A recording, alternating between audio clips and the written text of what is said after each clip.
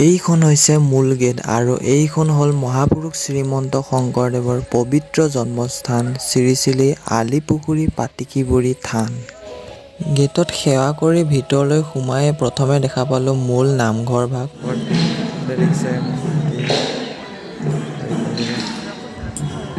আৰু এইয়া আইসকলে ইয়াত নাম প্ৰসংগ কৰি আছে। তাৰপিছত আমি সেৱা কৰিবলৈ ভিতৰলৈ সোমাই আহিলোঁ।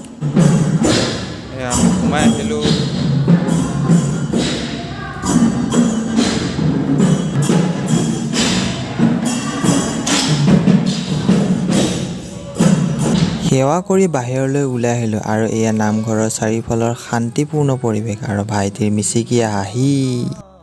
আৰু এয়াই গুৰুজনাৰ পবিত্ৰ জন্মভূমি শ্ৰী শ্ৰী আলিপুখুৰী পাটিকিবুৰী থান।